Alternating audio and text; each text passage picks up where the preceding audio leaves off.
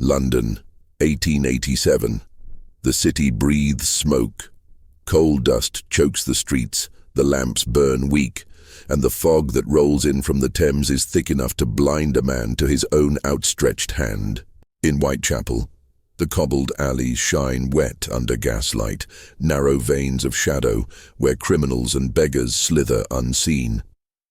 It is here on one November night that a sound rips through the haze, sharper than the clatter of carriage wheels, more piercing than the cries of drunken men. It is not a scream. It is not a cry for help. It is laughter. The voice is male, rough, but oddly musical, carrying a rhythm that feels rehearsed. Several witnesses, scattered through the crooked streets, would later swear they heard it. Some describing it as joyous, others as mocking, and one man insisting it was inhuman altogether, the kind of laugh that didn't belong to the lungs of a man, but to the hollow pit of hell itself. Moments later, a woman's scream followed. When police arrived, they found her sprawled in the muck beside the brick wall of an alley.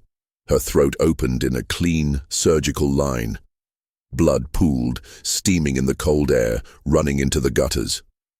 Her name was Mary Holwell, a washerwoman barely 23. In her lifeless face was something unusual. Her lips were stretched into what appeared to be a forced grin. Whether by muscle spasm or by the hand of her killer, no one could say for certain. But it was not Mary's corpse that haunted London. It was the sound, the laughter. Men swore they could hear it still, lingering like a curse in the alleyways, where the killer moved unseen. Unlike the shadows that swallowed his figure, the sound was undeniable. This was no ordinary murderer.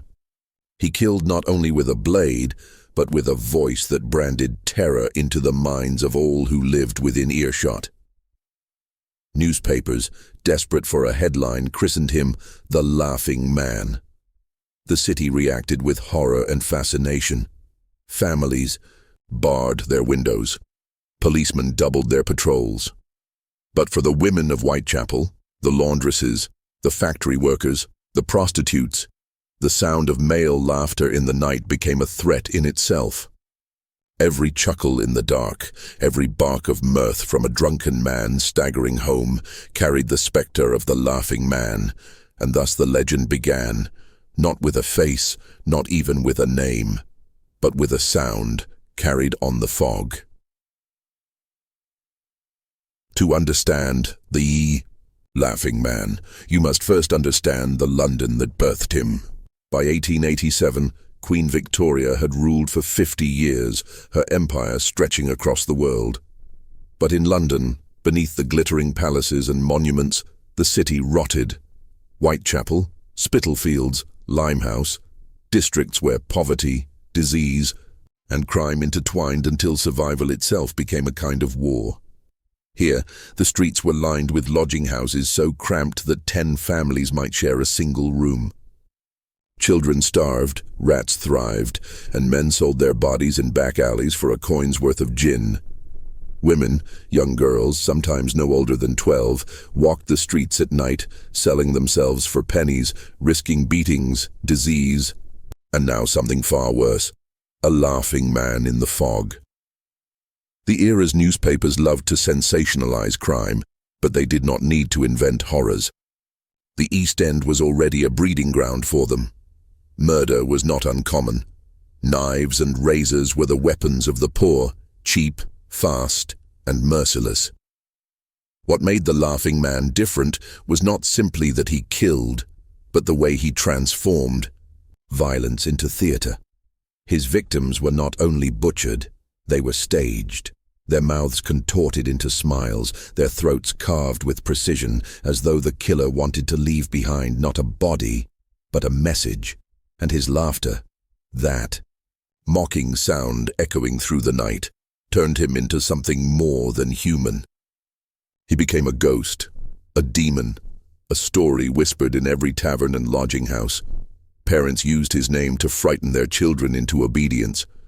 Women refused to walk home alone, even if it meant sleeping in the gutter.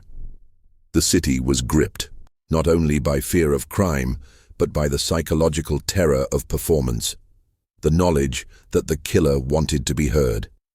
The Victorian police were unequipped for such a killer. The Metropolitan Police, still relatively new, were trained to chase thieves and keep order in riots, not to hunt a predator who seemed to delight in outwitting them. They flooded the East End with officers, yet he slipped through them with ease, leaving only the echo of his laughter behind. Meanwhile, the press made him immortal. Broadsheets carried lurid sketches of wide-mouthed faces, victims with grins cut deep into their flesh, headlines screaming, "The laughing demon strikes again."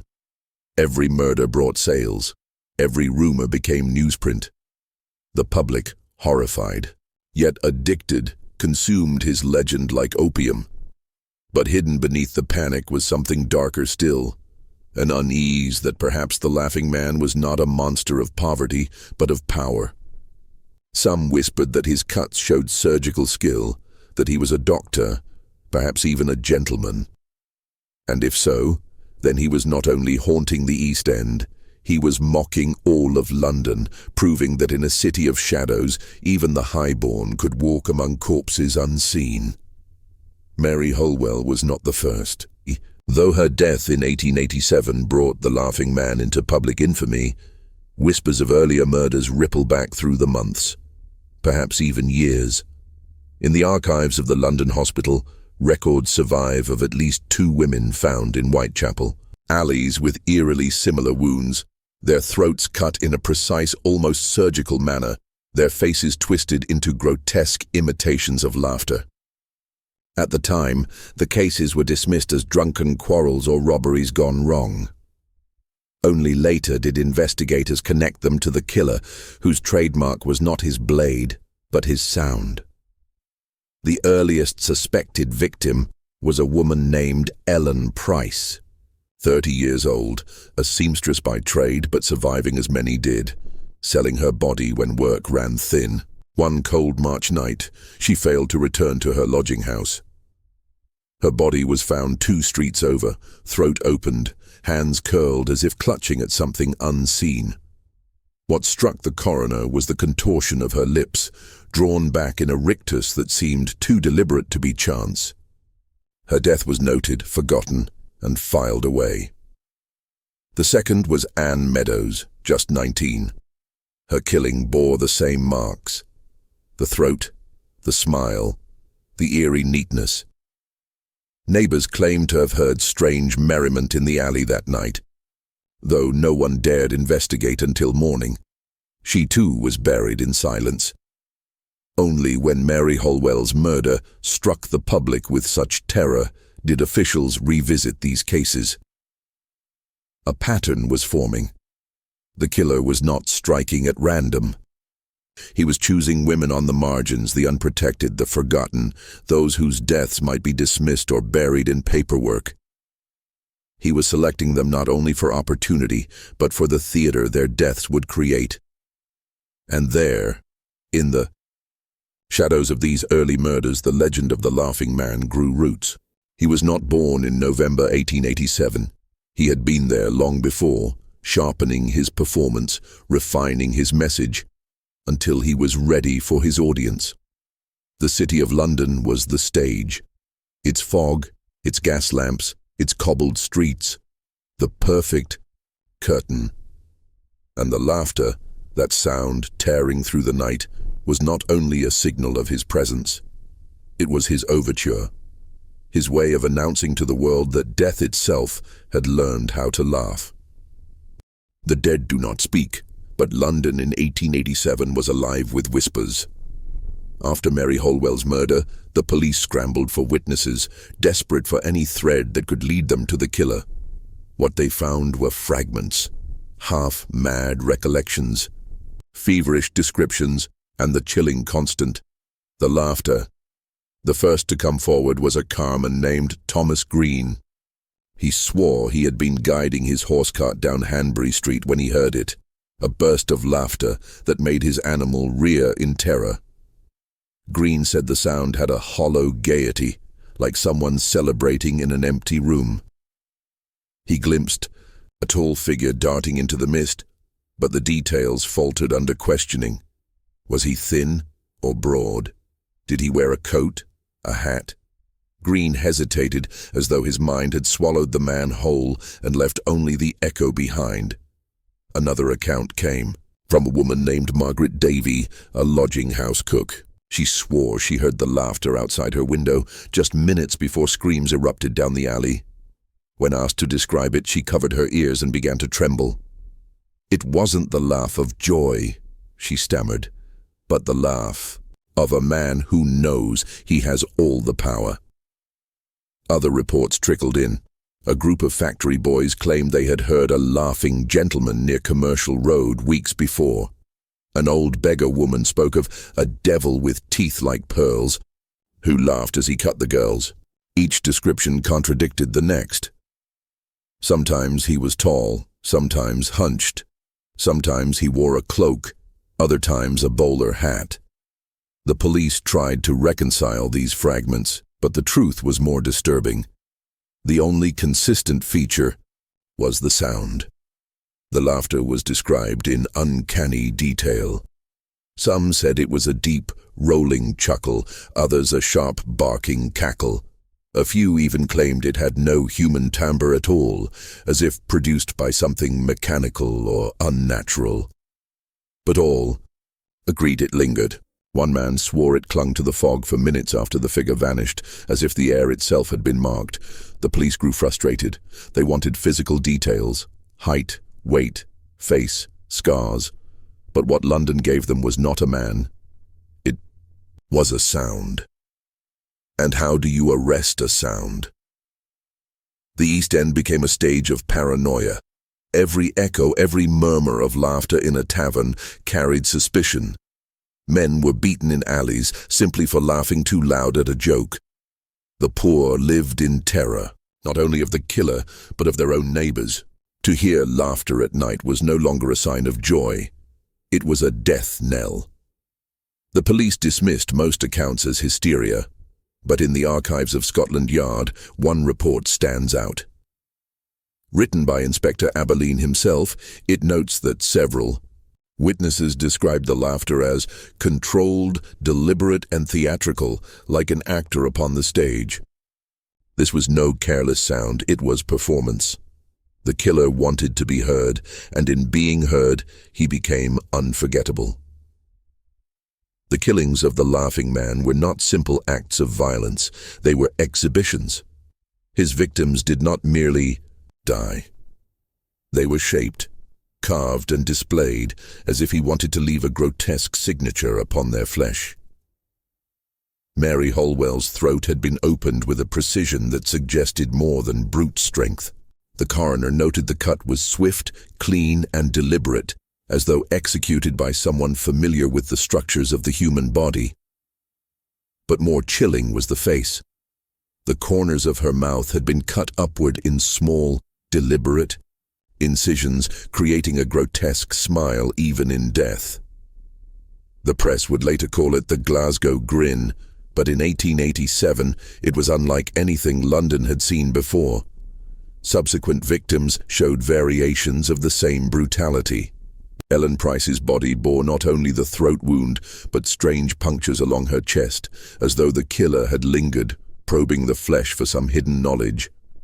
Anne Meadows' face was left in such a contortion that one policeman swore she looked as if she were laughing with him in the grave. The detail was surgical, methodical. This was no drunken brawl, no crime of passion. The killer seemed to revel in control, each incision made with calm, unhurried purpose. Where Jack the Ripper, who would strike the following year, tore and ripped with savagery, the Laughing Man cut with the hand of a craftsman. His violence was not chaos, it was artistry. Doctors called to examine the bodies gave conflicting opinions. Some argued the precision indicated medical training, perhaps even a surgeon. Others claimed the neatness was exaggerated, that the press was inflating details to stoke fear. But one note recurs in several surviving reports. The cuts were always deliberate. No hesitation, no clumsy mistakes. This was the work of a hand that knew exactly what it was doing. More disturbing was the choice of victims. All were women of the margins, laundresses, prostitutes, seamstresses. They lived lives so cheap in the eyes of Victorian society that their deaths might have been ignored were it not for the laughter. Some investigators suggested he selected them precisely because they were invisible.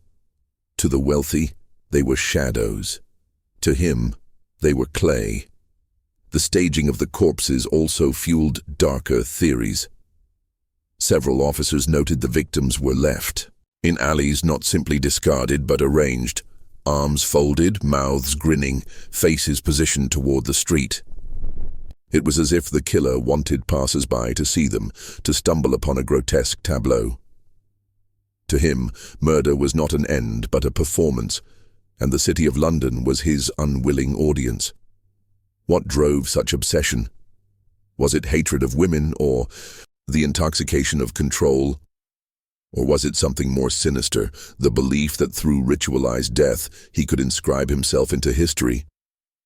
Whatever the reason, the mutilations branded him into London's nightmares.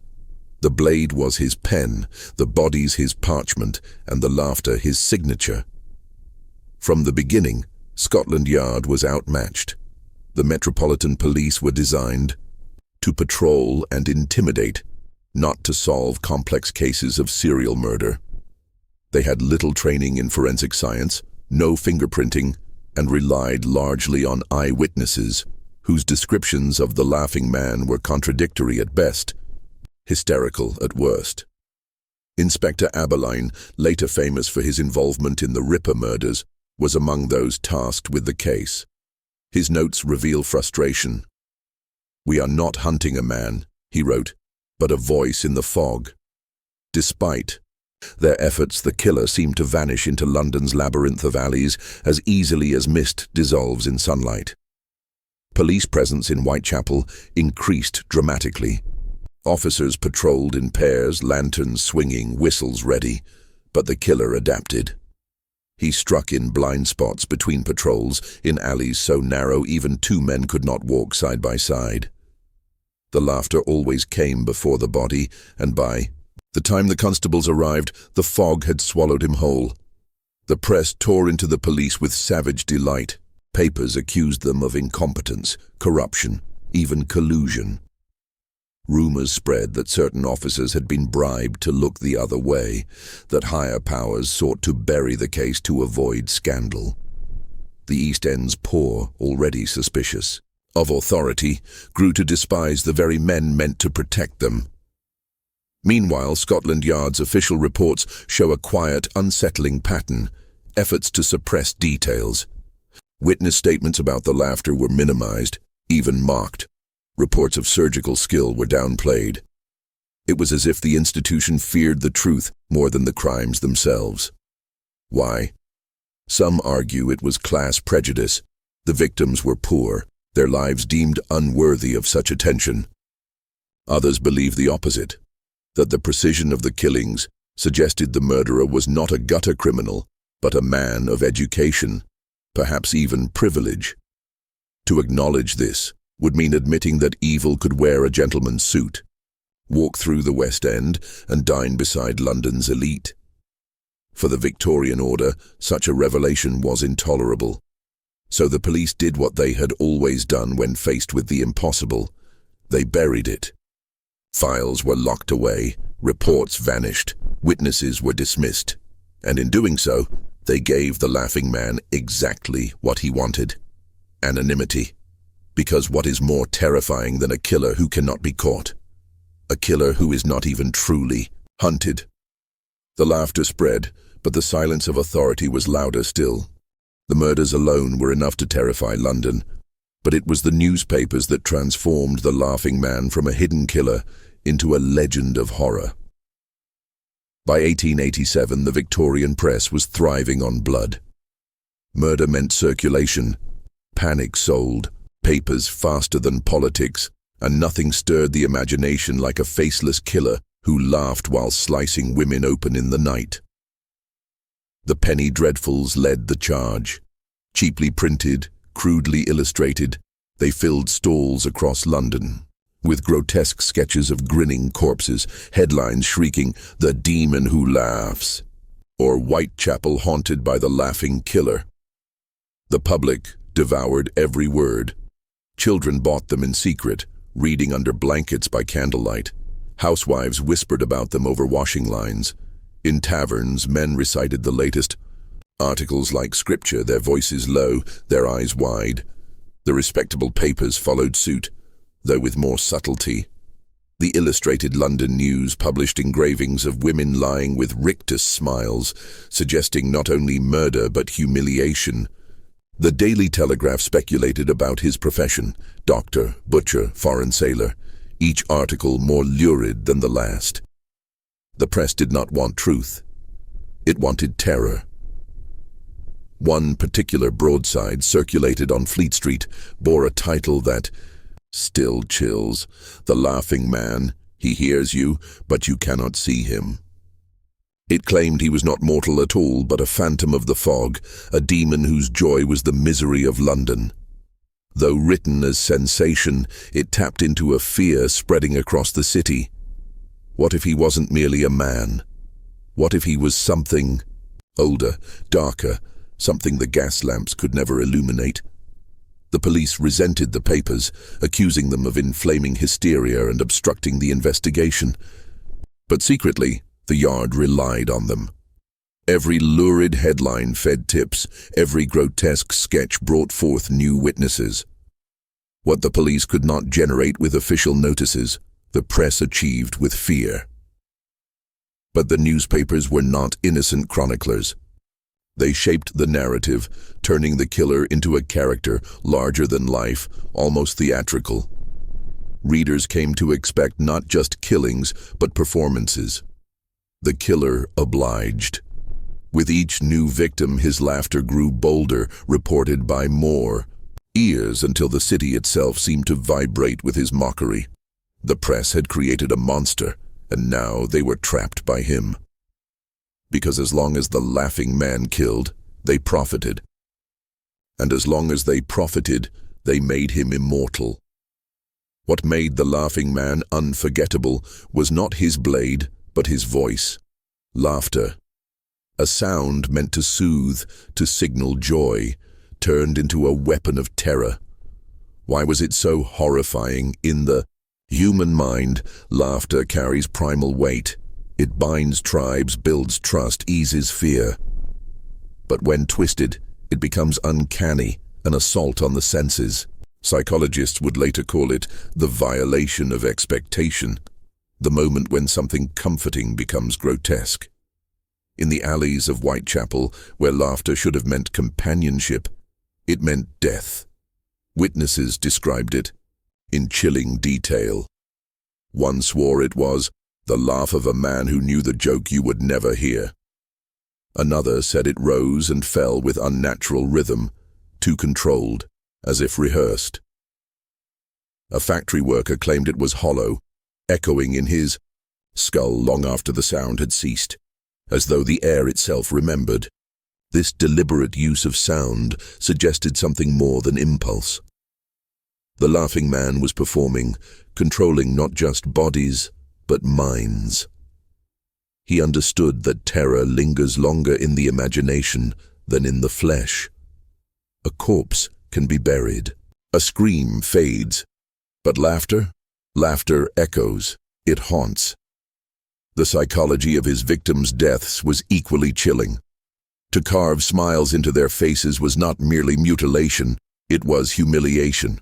It robbed them of dignity, forcing them to wear his laughter even in death. It was as if he had imposed his identity upon theirs, leaving behind not individuals, but reflections of himself. Modern criminologists would call this a form of signature behavior, a ritual repeated not for necessity, but for power. The Laughing Man was not satisfied with killing. He needed his victims to carry his voice, to bear his mocking grin into eternity. In this sense, his weapon was not the knife, but control. Control over sound, over flesh, over memory. He was rewriting the very language of fear. And perhaps most disturbing was the thought that laughter, something every Londoner heard daily in pubs and parlours, had been poisoned. It could no longer be trusted. It was no longer human. In the East End, laughter became a warning. To hear it was to wonder if you were next. The question soon arose: who could kill with such precision? The cuts were too clean, the mutilations too deliberate. Was the laughing man more than a brute with a blade? Was he a man of medicine? Coroners who examined the bodies debated furiously. Some noted that the incisions around the throat were so expertly placed that only someone with anatomical knowledge could have executed them. Others pointed to the unusual chest wounds, suggesting they were exploratory, as though the killer were searching for something hidden beneath the skin. The theory gained momentum in the press. The laughing man was a doctor. The thought chilled London, for if true, it meant the killer was not a shadow-dwelling thug, but a man of education, wealth, and privilege. A man trusted to heal, using his knowledge to destroy. In an age when the medical profession was both revered and feared, this possibility struck deep. Hospitals were not places of comfort in 1887. They were grim, experimental, often more feared than the disease itself. Surgeons operated without anesthesia, cutting flesh as screams filled the wards. Students crowded around dissection tables, laughing nervously as they carved into cadavers. In this world, the line between medicine and butchery was thin. Was the laughing man simply one who crossed it?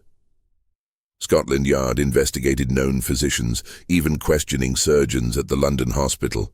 Rumours swirled of a dismissed doctor, a man rumoured to have been expelled for unnatural behaviour, in the dissecting room. Another name surfaced, that of a foreign medical student who vanished after the first murders. None were ever charged, but the suspicion lingered. Many in the East End began to fear their own doctors, whispering that the man who offered them medicine by day might laugh over their corpse by night. Women refused hospital treatment, terrified of surgeons' hands. The idea of a doctor-killer corrupted the fragile trust between the poor and those sworn to heal them, and the killer seemed to relish the speculation. Witnesses reported that his laughter grew bolder, sharper, almost as if he knew the city was, whispering his name not as a thug, but as a gentleman. To be seen as a doctor, an educated man, only magnified his power. The thought was unbearable that the very class entrusted to preserve life might be secretly mocking it. That beneath the polished veneer of Victorian respectability, there pulsed a hunger as dark as any found in Whitechapel's alleys. If the West End glittered with opera houses and gaslit promenades, the East End was its opposite, a labyrinth of shadows. By 1887, Whitechapel was already infamous as a den of thieves, prostitutes, and outcasts. But beneath its streets and behind, its rotting doors lay an underworld darker still, where opium smoke, gambling, and unspoken rituals flourished. It was here, some whispered, that the laughing man found both his prey and his protection. Opium dens were common. In cellars along Ratcliffe Highway, men and women lay sprawled on wooden planks, pipes in hand, their eyes half closed as smoke curled toward the ceiling like pale ghosts. In these dens, laughter often echoed, but not the laughter of joy. It was nervous, hollow, the sound of people who had abandoned reality for poison. Witnesses later claimed the killer's laugh resembled this, dreamlike, empty, the mirth of the damned. Then there were the secret drinking clubs, some legal, most not. Here, dock workers, pickpockets, and prostitutes mingled with clerks and even gentlemen slumming in the filth for thrill. Violence was casual, men were gutted over card games, women beaten for sport. In this chaos, a killer who laughed could vanish. One witness swore he saw a man matching the description of the laughing man sitting in a Limehouse tavern days after a murder, calmly sipping gin, while others whispered of his deeds. No one dared confront him, but the underworld held more than crime. It harbored societies that moved in silence. Masonic lodges, occult gatherings, political radicals, groups bound by secrecy and ritual. Some theorists claimed the laughing man was tied to these hidden circles, his laughter not madness, but initiation. The cuts on his victims were described as ritualistic, almost symbolic. Was he killing for pleasure or for ceremony? Police avoided these realms.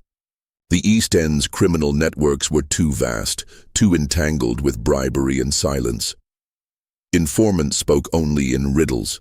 Detectives walking into certain taverns risked never walking out. If the laughing man lived among this underworld, he was protected by its shadows. And perhaps that was the truest horror, that London itself, vast and divided, gave him sanctuary. The wealthy ignored the East End, the poor feared to speak, the police were powerless. Within this neglected underworld, the laughing man thrived, not as a phantom, but as a man perfectly suited to a city that had abandoned its own. It was the women of London who bore the weight of the laughing man's terror. In 1887, women of the East End already lived fragile lives. They worked in factories until their hands blistered, in laundries until their lungs filled with steam, and in streets until their bodies broke. Poverty forced them into alleys at night, into the hands of men with coins and knives. Now, layered upon hunger and sickness, came the laughter. Word spread quickly through the lodging houses. A woman gone missing was whispered to have been taken by the one who laughs. Mothers warned daughters not to stray after dark. Sisters walked arm in arm, clutching each other against the fog. Prostitutes, already targets of violence, began to refuse clients who laughed too loudly, fearing the sound was not drunken mirth but death itself. But fear spread beyond the East End. Even in wealthier districts, the papers carried the story. Well-to-do women, reading by gaslight in their parlors, shuddered at the thought of a man who laughed while killing. They begged husbands not to stay out late, refused to leave theaters without escorts, demanded heavier locks for their doors. For once, London's women, rich and poor alike, shared the same terror. The killer seemed to sense this. His laughter grew bolder, reported further west, closer to districts not known for such crime. One account told of a woman walking near Aldgate who heard laughter trailing her steps, though no man was visible. She ran, convinced she would be the next body, only to find herself alone when she reached safety. The city was haunted by sound. For the women of Whitechapel, survival became ritual. They formed groups, refusing to walk alone. Some carried knives, others sharpened hatpins. Yet the laughter was always stronger than steel. It mocked their courage, turned their precautions into folly. One prostitute reportedly said, "I can fight a man with a blade, but how do I fight a man who kills with a laugh?" The police offered little comfort. Their presence made women more nervous, not less. Officers often mocked their fears, calling them hysterical, accusing them of seeking attention. But the women knew better. They lived in the alleys, heard the sound in the fog, saw the corpses laid out like cruel jokes. They did not need the police to tell them the truth. The laughing man was hunting them, and the city, whether through indifference, corruption, or terror, was letting him. Then came the letters. Just as the press had immortalized Jack the Ripper with letters allegedly written in his hand, the laughing man too seemed to step from myth into ink. The first arrived at a newsroom in December 1887, just weeks after Mary Holwell's death. The paper boy who delivered it thought little of it until the editor broke the seal. Inside was a short note, scrawled in uneven hand. "You cannot stop me. You can only hear me. Ha ha ha." It was unsigned, except for a crude sketch of a wide, grinning mouth. The newspaper printed it the next day. Panic erupted. Readers swore the handwriting bore the confidence of education. Others said it was the scrawl of a madman. Police called it a hoax, but when another body appeared days later, the laughter reported by witnesses, doubt faded. The letters continued. Some were brief, taunting. I laughed with her as she died. Others longer, filled with strange phrases. The fog carries my voice because it is mine to command. Always the same ending. A drawn smile, a row of teeth, or simply the word "Che" repeated until it covered the page. Not all were delivered to newspapers. One letter arrived at Scotland Yard itself. Another was slipped beneath the door of a Whitechapel lodging house where a victim had once stayed. Each time the message was the same. He was everywhere, listening, laughing, untouchable. The press feasted. They published every line, every crude sketch. The people read them in horror, yet also fascination. The laughing man was no longer a rumor, but a correspondent. His voice lived not only in the alleys, but on the printed page. Skeptics argued the letters were fakes penned by journalists or lunatics hoping for attention, but others noted that several arrived before murders occurred, boasting of acts later confirmed. Could this be coincidence, or proof that the killer truly wrote them? Either way, the effect was devastating. The people of London now heard his laughter, in two ways, echoing through fog and whispering from the page. He was not simply a killer. He was a presence, one that reached into homes, into bedrooms, into minds, and with every HA scrawled in ink, his legend deepened. London in 1887 was not just a city but a wound. Its alleys oozed disease, its poor starved while its elites feasted, and its fog seemed to rise from the very filth of the Thames. The city was already bracing under the weight of terror. Jack the Ripper had not yet committed his first murder. That storm would arrive a year later. But whispers of earlier atrocities were already circulating. Before the Ripper carved his name into infamy, another shadow haunted London's back streets. The laughing man. What terrified Londoners most was the resemblance between the two cases. Newspapers decades later would retroactively call him the Ripper's rival. Both prowled the East End, both targeted the weak, both mutilated beyond comprehension. Yet there was one difference. The laughing man's signature was not the knife, but the sound, that ghastly, inhuman laugh. Witnesses swore it echoed before and after the killings, searing itself into memory as something no ordinary man could produce. The Ripper left his victims in silence. The laughing man left behind terror even for the living. Families who lived near the alleys would shutter windows when night fell, claiming they could hear it, sometimes weeks after a murder.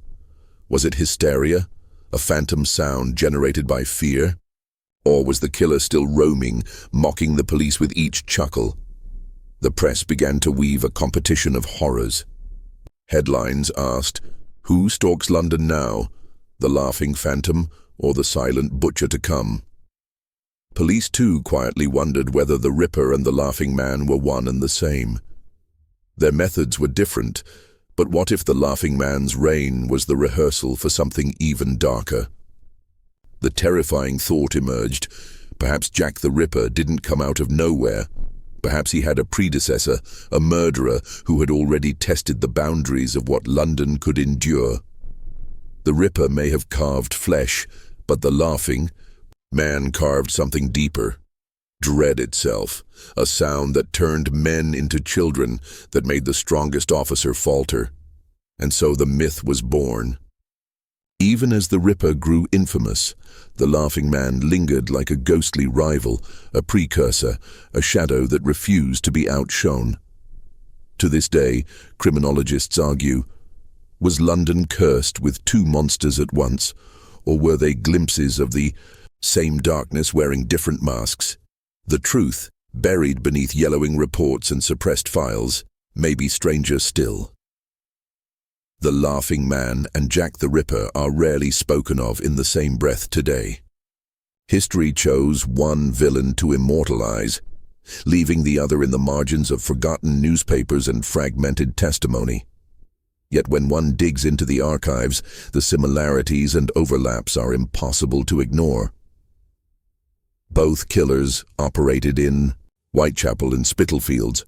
Both targeted women living on the margins, prostitutes, widows, or the homeless. Both left mutilations that suggested a knowledge of anatomy. And both created an atmosphere of psychological terror that extended beyond the victims to entire communities. But here lies the disturbing thread. Several police files from 1887 and 1888 contain cross-references, hinting that some in Scotland Yard suspected a link. In one file, scribbled in the margin, an inspector wrote, "Note, similarities to the Laughing murders last year." This was more than coincidence. Witness descriptions overlapped. In one case, a woman swore she saw a man with a dark coat, wide-brimmed hat, and a grin too wide for his face near a crime scene, months before the Ripper murders began. Even more unsettling, in the Ripper files there are reports of faint laughter heard by two separate witnesses. These reports were buried, dismissed as hysteria, but they exist. Did the Laughing Man's shadow reach into the Ripper killings, or was it a contagion of fear, Londoners projecting one monster onto another? There are theories whispered in the criminology underground. Some claim the Laughing Man and Jack the Ripper were the same individual, evolving in method but constant in intent. To humiliate, to terrify, to dominate. Others argue they were separate predators feeding on the same chaos, almost in competition. One even darker possibility suggests a collaboration, two killers, working in sequence, intentionally amplifying the city's fear. But if such connections were real, why did history erase the Laughing Man and immortalize only the Ripper? The answer may lie in the institutions that benefited. Newspapers made fortunes off the Ripper. His image became shorthand for Victorian terror. The Laughing Man, with his spectral, almost supernatural calling card, may have been too destabilizing, too unexplainable for an empire obsessed with reason and order. Better to bury him in the archives and focus on the butcher whose crimes could at least be described in physical terms, yet the laughter lingers in witness accounts. The faint sound before a scream, the chuckle that followed a mutilation, and the growing suspicion that the two most infamous terrors of Victorian London were not strangers at all, but threads in the same sinister tapestry. When the Laughing Man's victims were finally carried from the alleys into morgues, doctors were called to examine the remains. What they found turned even hardened surgeons pale. The mutilations were not the work of a frenzied brute, but of hands that knew exactly where to cut, arteries severed with precision, organs removed in ways that suggested both speed and anatomical knowledge. One pathologist wrote, "The killer has a familiarity with the human body bordering on professional." This echoes the controversy surrounding the Ripper, whose murders a year later also showed surgical knowledge. But in the Laughing Man's case, the evidence came earlier, darker, and perhaps more refined. In one victim, the heart had been removed entirely, without damaging surrounding tissue. In another, the throat was cut in such a way that the victim's final scream never emerged, silenced at its source. Was this coincidence? Or training? The Victorian medical world was itself a place of secrecy and shadows. Surgeons practiced illegally on corpses stolen by body snatchers. Anatomy schools thrived on cadavers bought from grave robbers. It is not inconceivable that the Laughing Man was once a student of this underworld, learning how to dismantle life with cold detachment. But there is a more chilling interpretation. Laughter is not merely a sound, but a physiological reaction. Could the killer's mocking laugh have been tied to his medical expertise, an attempt to prove superiority, to treat humans not as people but as specimens? Victims reduced to experiments, their pain punctuated by the killer's grotesque amusement. One coroner's report went missing from the archives, but was later recovered in fragments. It hinted at something unspeakable. Incisions resemble vivisection, not merely murder, but study. If true, the laughing man was not simply killing, he was researching, testing the boundaries of flesh and fear, dissecting both body and mind. This revelation casts his crimes in a new light. The laugh was not madness, but performance, a signal that his work was more than murder. He was conducting an experiment in terror, and London itself was his laboratory. Londoners knew the sound of screams well enough. They were the language of Whitechapel nights, carried across alleys where the weak were prey to the strong, where knives found flesh, where desperation spoke in the only voice left to the dying. Screams were terrible, yes, but they were understood. A scream announced pain, fear, violation. It was human. It was expected. But what unsettled the soul more than anything else in the case of the laughing man was his refusal to scream with his victims, his refusal even to grunt or pant like a beast at work. Instead, he laughed. The psychology of laughter is older than science itself. In every civilization, laughter is an ambiguous thing. It can mean joy, relief, belonging. But twisted in the right way, it becomes a signal of dominance, mockery, inhuman delight at another's misery. For those who heard the laughing man, the sound was not joyous, but hollow, shrill and jagged like broken glass. Witnesses described it as neither fully masculine nor feminine. Some swore it was childlike, others said it rang out deep and guttural. It was shifting as though the very sound was designed to warp, depending on who heard it. Here lies the first terror. Laughter in the wrong place and the wrong time collapses the mind's defenses. A scream tells us something is happening, that danger is unfolding, and our instincts, fight or flight, kick in. But laughter, when married to death, destabilizes everything we know about humanity. It rewrites the rules.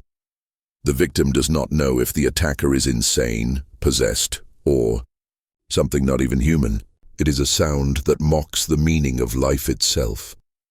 Victorian medical men began, cautiously, to write about the psychosis of mirth. One physician, Dr. Samuel Grant, wrote in the London Medical Examiner of 1888, "Laughter is the most deceptive instrument of the devil in the human frame.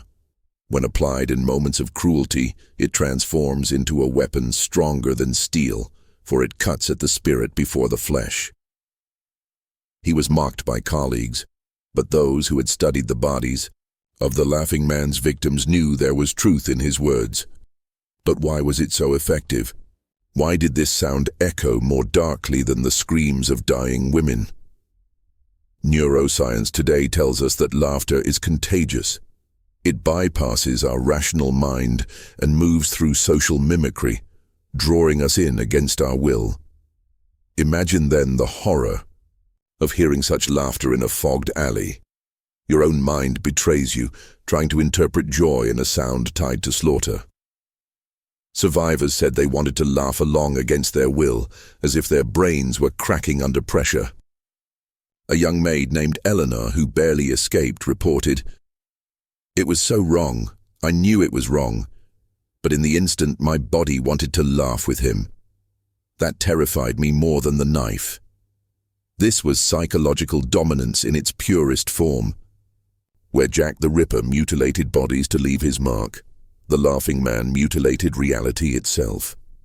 His weapon was not only his blade, but his ability to dismantle meaning, turning the most human of expressions into a grotesque parody of joy. Each laugh said to the victim, "You are nothing. Your pain amuses me. Even God cannot save you, for even his gift of laughter belongs to me now." There are darker theories still. Some argued he had studied asylum patients, where mad laughter echoed through padded cells. Others believed he had been trained in theatrical arts, perhaps once an actor who learned to shape his laugh to disorient others. Still others whispered of occult practices, citing medieval manuscripts where demons were described as laughing at the moment of possession. One clergyman declared, "It is not laughter, it is the counterfeit of angels fallen, the mirth of the pit itself." And so, London began to fear laughter itself. What once echoed in pubs and music halls became sinister in the open street. The working poor, who relied on humor to dull their misery, found their joy poisoned. Women walking home at night recoiled not only at footsteps, but at the faintest chuckle drifting from alleys. Policemen on patrol admitted to flinching at boys who giggled. Newspapers mocked this age of nervous laughter, but everyone knew the sound had been stolen from them. The laughing man had not merely killed his victims, he had colonized the very psychology of a city. His laugh had become a shadow cast across the mind, proving far more enduring than screams ever could. The police had few leads and even fewer successes. Yet behind closed doors, Scotland Yard compiled a list, a grim catalogue of men who could, in theory, wear the mask of the laughing man. To the public it was silence. To the officials it was a labyrinth of possibilities. The first suspect was Arthur Clay, a failed actor who once performed in the music halls of Shoreditch. Known for his ability to mimic voices and produce eerie, exaggerated laughter on stage, he was dismissed after several witnesses claimed his performances bore a disturbing similarity to the killer's mirth. Clay, however, had an alibi for at least 2 of the murders, though the police never revealed what it was. Some historians now believe he may have been an informant too valuable to prosecute. Then came Dr. Theodore Mainsbridge, a surgeon dismissed from the Royal London Hospital for unorthodox experiments. His fascination with the human nervous system was legendary. He claimed that laughter could be induced through manipulation of certain facial nerves. The theory horrified his peers, especially after a patient accused him of using chloroform to conduct experiments without consent. The link was chilling: surgical precision, anatomical knowledge, obsession with laughter. But again, proof was thin. He vanished from London records shortly after 1889. Some said he fled to America. Others whispered he had been quietly absorbed into government work. Another name emerged from the underworld: William Hollow Bill Trask, an enforcer for East End gangs. Trask was said to laugh as he beat debtors, a laugh so sharp it once drove a man to madness. His reputation was brutal, but his violence was crude compared to the surgical nature of the laughing man's crimes. Still, police hounded him, hoping for a confession. He gave them none, and after months of harassment, he was found stabbed to death. His mouth split in a grotesque smile. Was it gang rivalry? Or had the true laughing man silenced a dangerous look-alike? Perhaps the most unsettling suspect was a priest. Father Matthias Kincaid of Whitechapel was rumored to wander the streets at night, preaching damnation to fallen women. Parishioners admitted he sometimes laughed in his sermons, an unsettling cackle that unnerved his flock. When questioned, he defended it as a holy joy against sin. No evidence tied him directly to the killings, but his name was forever marked in the margins of police notes. Yet the suspect list never narrowed. Every man who laughed too loudly, every drunkard, every lunatic from Bedlam seemed possible. This was the true genius of the laughing man. His crime had no clear signature except a sound every human could make. Unlike Jack the Ripper, who could be profiled by his mutilations, this killer dissolved into the crowd. Anyone could laugh. Everyone did. And so everyone was guilty. The frustration of the police boiled into silence. Files were buried, suspects dismissed, and in time the case became not an investigation, but a mirror held up to Victorian paranoia. Who was the laughing man? The answer was less important than the fear that he could be anyone, and that his laughter could return at any time. By the winter of 1889, the lines between fact and myth had blurred beyond recovery. The laughing man was no longer a single killer. He had become a phantom stitched together by rumor, fear, and the imagination of London's terrified populace. Some insisted he was no man at all, but a ghost conjured from the sins of the city itself, a spectral judge who laughed at the depravity of Whitechapel, striking down the weak to remind the strong that London's empire was built on bones. Stories spread of women hearing laughter in their homes when no one was there. Men swore they felt watched while walking through fog, as if an unseen figure was laughing softly just behind them. The press fueled this transformation. Illustrated papers printed grotesque caricatures, a shadow with a grin stretching impossibly wide, a cloaked figure leaning over a dying woman, laughter etched into the smoke of gas lamps. To the literate poor, he was a demon. To the upper classes, he was a symbol of working-class savagery. To moralists, he was proof that London's vices, gin, prostitution, gambling, had summoned a monster from the depths. Yet rational voices asked, was the laughing man one person or many? Could the murders attributed to him have been the work of several killers, united only by a cruel detail? The laugh? Police files hinted at inconsistencies. Wounds on one victim suggested surgical knowledge, while another looked like the work of a butcher's cleaver. Witness descriptions varied wildly. Some claimed he was tall, others short. Some said he was clean-shaven, others bearded. One elderly woman swore he was not a man at all, but a woman dressed as one. This ambiguity birthed another theory, that the laughing man was a myth seeded by the press to explain London's chaos, a way to give form to fear. Instead of scattered crimes, the public could blame one figure, one monster, and comfort themselves that if he were ever caught, the nightmare would end. But there are records, hidden deep, that suggest otherwise. Handwritten. Police notes describe laughter heard by officers themselves at crime scenes, moments before discovering mutilated bodies. One constable confessed he heard it in his sleep, as if the sound had rooted in his brain. Doctors, too, admitted privately that the incisions on the victims suggested one hand, one skill set, one mind. So was he myth or man? Perhaps both. The laughing man walked a line no killer had before. He was flesh and blood, leaving corpses in the mud of London's alleys, but he was also a symbol, a contagion of fear. His laugh was not just sound, but an infection spreading across minds until people could no longer separate what they heard from what they imagined. And that was his true immortality. Jack the Ripper's blade stopped cutting when his hand did, but the laughing man's laughter kept echoing long after the murders ceased. It is said that even decades later, children in Whitechapel still dared each other to walk into alleys and laugh, testing if the monster would return. The question remains, was it one man, a group, or the city itself speaking through terror? History refuses to decide. What endures is the echo, the uneasy truth that once laughter itself becomes corrupted, the line between myth and man vanishes. London in 1887 was a city of masks. Every man and woman lived behind one.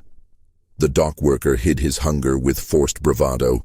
The wealthy lady cloaked her loneliness in jewels, and the politicians draped their corruption in speeches about progress. But none wore the mask more perfectly, or more lethally, than the man they came to call the Laughing Man. By now, whispers of his crimes circulated not only in Whitechapel, but across the entire city. Newspapers crafted lurid tales, piecing together fragmented testimonies from survivors and street witnesses. Yet, in polite society, many refused to believe such a monster could exist.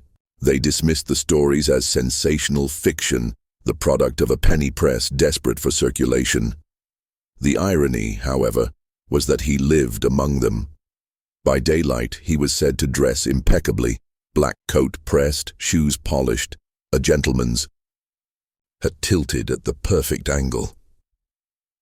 He could sit in a cafe in Bloomsbury, sipping tea with the air of someone who had studied at Oxford. To the casual eye, he was no different from the lawyers and physicians who walked those same cobbled streets. This was not merely disguise, it was camouflage. His survival depended upon the belief that evil always looked grotesque. The most unsettling accounts came from women who had encountered him before he revealed his true self. They spoke of his charisma, his warmth, his uncanny ability to appear trustworthy. He looked like a man who had read the Bible, who would hold a door for you, one survivor would later confess, trembling. Yet the moment his victims were trapped in an alleyway or lured into a room, the mask would peel away. What emerged was laughter, not joyous or kind, but guttural, sharp, and mocking. That laugh was his weapon. Witnesses described it as worse than the blade, worse than the bruises. It reduced victims to trembling shadows of themselves. In one chilling testimony, a young seamstress described how, even after escaping his grasp, she could still hear the echo of his laughter ringing in her skull for weeks. It haunted her dreams, eroding her sanity.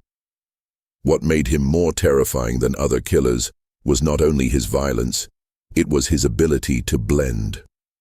Unlike the monsters depicted in Gothic novels, he had no hunchback, no twisted face, no dripping cloak. He was ordinary. That ordinariness was his shield, and it allowed him to move freely while Scotland Yard stumbled through dead ends. Some historians have suggested that his mask of respectability reflects something deeper. That Victorian society itself was complicit. A culture that valued appearances above truth created the very breeding ground for such a predator.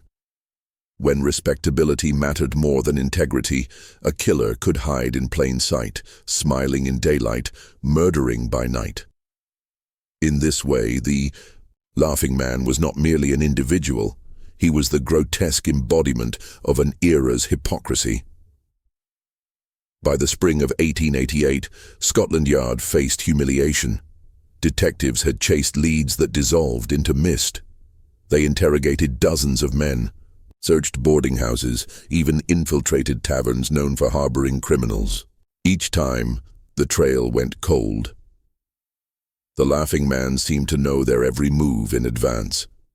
Some investigators swore he had friends in high places, that his mask of respectability included connections within the very institutions tasked with hunting him.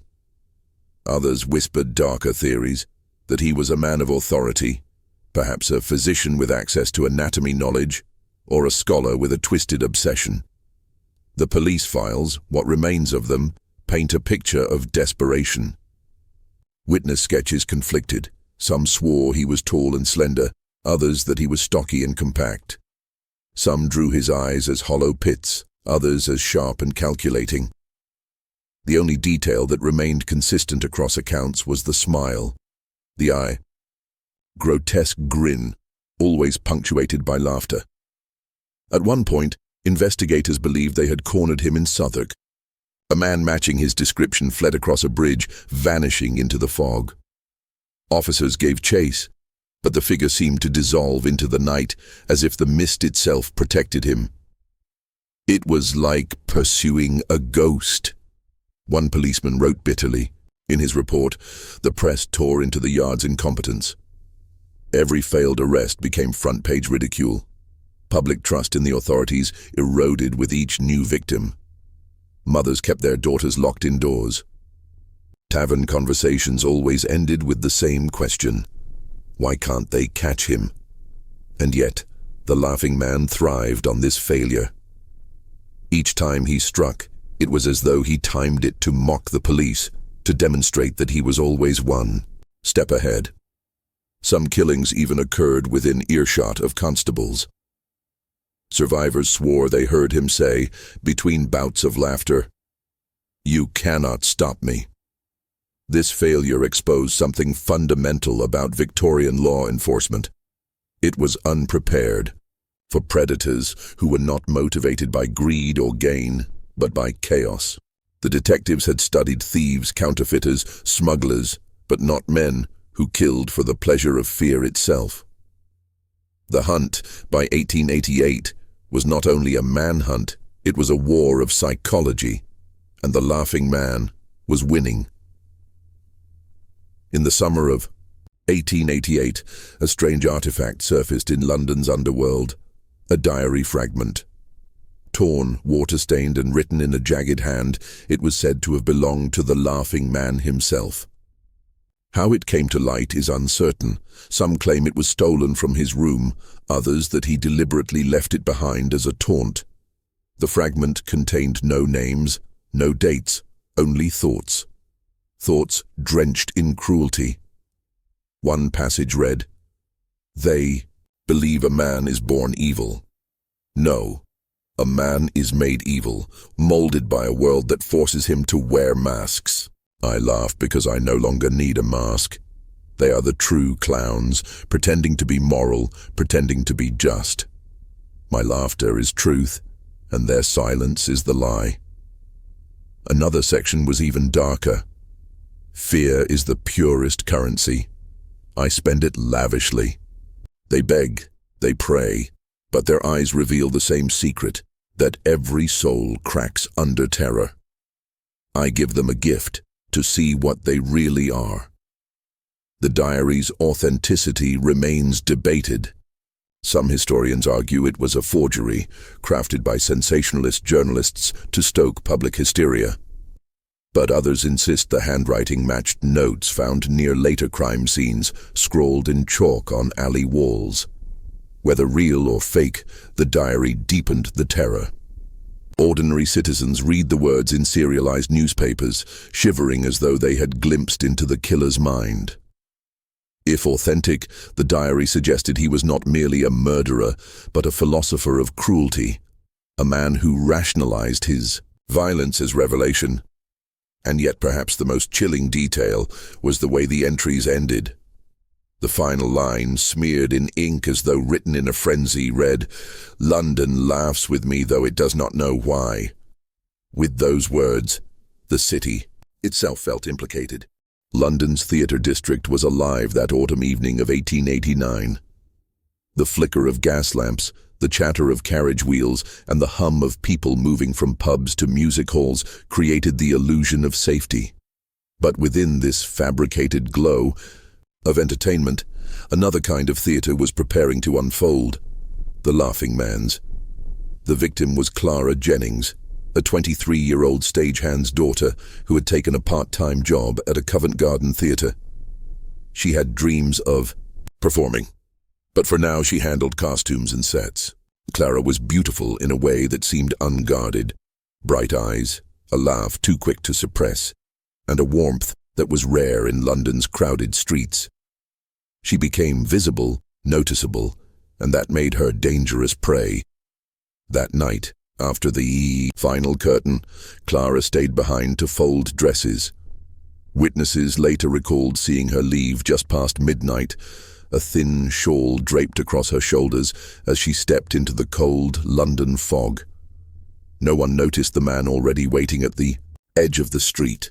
He wore a bowler hat, his posture straight, his face shrouded in the mist. The Laughing Man followed her. Clara cut down James Street, a narrow alley that connected to her lodging, but as she walked, she heard it, that sound. A laugh. Low at first, almost like a cough, then swelling into something grotesque, manic, impossible to mistake. Clara quickened her pace.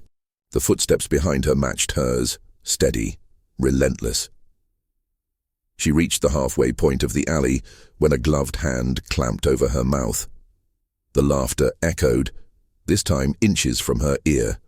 Clara's scream died in her throat as she was pulled into the shadows. The next morning, a constable on his routine patrol discovered her body propped against the theatre's back wall. Her throat had been slashed, her hands folded across her lap as though she had been posed. But what unsettled police most wasn't just the mutilation. It was the mask left on her face, a crudely carved wooden mask, painted white with a grotesque grin etched into it. The laughing man had never left such a calling card before. The newspapers erupted. The Daily Telegraph headlined, "The Smiling Corpse, Killer Taunts London." The public frenzy reached its highest peak yet. Women refused to walk alone at night. Theatres reported drops in attendance, and cab drivers demanded higher fares for nighttime journeys. Fear was profitable, but for Scotland Yard it was humiliating. They had doubled patrols, hired more plainclothes. Detectives even brought in private investigators from France and Germany. Yet the laughing man had struck again, more flamboyant than ever, and vanished into the mist like a phantom. For London, the killings were no longer random acts of violence. They were theatre, performed for an audience of millions, orchestrated by a man who understood fear better than anyone alive, and in the eyes of the public, he was winning. By late 1889, Scotland Yard had exhausted nearly every lead. Files stacked waist-high in the H Division offices, each filled with statements, sketches, maps of alleys, and transcripts of tips from frantic citizens. For every credible report, there were 50 hoaxes. The city was drowning in hysteria. Inspector Jonathan Ray, who had been chasing the laughing man since 1887, looked like a man hollowed out by obsession. His hair had gone grey, his hands shook when he lit a cigarette, and he rarely slept more than an hour at a time. "He knows us," Ray admitted in a rare interview. "He knows how we move, how we think. It's as if he is among us." The press was merciless. One editorial in the Pall Mall Gazette called the police "clowns chasing shadows." Anonymous letters sent to Scotland Yard accused the force of covering up the killer's true identity. Some claimed he was a lord, others a surgeon, others still a police officer himself. Theories spread faster than facts. In desperation, the Yard turned to forensic innovation. They began experimenting with photographic evidence, taking images of crime scenes to preserve details otherwise lost to memory. They used new chemical tests to detect traces of blood invisible to the naked eye. And for the first time in British history, they attempted what would later be known as criminal profiling, building a psychological portrait of the killer. The profile, compiled in December 1889, described him as male, aged 30 to 45, highly intelligent, educated, possibly with medical training. A sadist, deriving pleasure from the suffering of victims, obsessively theatrical, craving recognition through his crimes, socially invisible, likely living a double life. But even with this groundbreaking effort, the laughing man seemed always a step ahead. 2 days after the profile was drafted, another body appeared, this time in Hyde Park, mutilated and posed on a park bench. Next to her was a scrap of paper pinned to her dress. The words scrawled in black ink read, "You write of me, you dream of me, yet you do not know me. Keep searching. I am everywhere." The note ended with a single symbol, a circle with a jagged smile cut across it. The laughing man had just mocked the very concept of criminal profiling. For Scotland Yard, it was no longer about catching a killer. It was about saving their reputation, their very credibility as protectors of the public. The Yard was at war, not just with a murderer, but with an idea, a performance, a myth made flesh. In early 1890, the police finally made what they claimed was a breakthrough. A suspect was arrested, Edward Harrow, a disgraced medical student known for his violent temper and erratic behavior. Witnesses claimed to have seen him near the scene of Clara Jennings's murder. When his lodgings were searched, police found surgical tools, blood-stained rags, and a sketchbook filled with drawings of grotesque faces. The newspapers seized on it. The Times ran the headline, "The Laughing Man in Custody?" Crowds gathered outside the Old Bailey demanding Harrow's execution before a trial had even begun. But as the days passed, cracks appeared in the case. The blood on Harrow's tools turned out to be animal, not human. The witnesses gave conflicting testimonies, and most damning of all, while Harrow sat in prison awaiting trial, another body was discovered. This victim, a flower seller named Martha Cribb, was found in Whitechapel, her body arranged in the same grotesque manner as the others. A note was pinned to her apron. "You caught a fool, not me. I am still laughing." The public, enraged and humiliated, turned on Scotland Yard again. Harrow was released within weeks, his life destroyed by the accusation. He would later drink himself to death, muttering about shadows and laughter that followed him. The trial that never was became another chapter in the Laughing Man's mythology. He had not only eluded capture, he had shown the world that the authorities were powerless against him. In the court of public opinion, the Laughing Man had won again. And then, as suddenly as he had appeared, the Laughing Man vanished. By late 1890, the killings stopped. No more bodies were found, no more mocking notes, no more laughter in the fog. At first, London held its breath, waiting for the next act. But weeks turned into months, and months into years. The silence became its own mystery. Had he died? Fled the country? Been imprisoned for another crime under a different name? Or had he simply grown bored of his stage, leaving London without its final bow? Theories multiplied. Some said he had been an American sailor who returned overseas. Others whispered he had been a surgeon who died in an asylum. A darker theory suggested he was still in London, alive, blending into the crowd, watching from the shadows, waiting for the right moment to return. But he never did. The Laughing Man dissolved into folklore, a phantom stitched into the fabric of Victorian fear. His crimes were retold in penny dreadfuls, whispered in pubs, turned into stage plays that both horrified and delighted audiences. He became less a man than a legend, a cautionary tale of what happens when the thin veneer of civilization cracks and something primal emerges. Scotland Yard quietly buried the files. The city moved on, as cities always do, but the laughter never entirely faded. Even decades later, reports surfaced of strange chuckles echoing in London alleys, of a figure in a bowler hat glimpsed in the fog. The Laughing Man was gone, and yet, in a sense, he never left, because he wasn't just a killer. He was a mirror, showing London the darkness it wanted to deny. The hunger, the fear, the madness beneath the polished veneer of empire. And perhaps that is the most terrifying part of his story. Not that he killed, not that he escaped, but that he proved how easy it is to turn death into theater, and how eagerly the world will watch.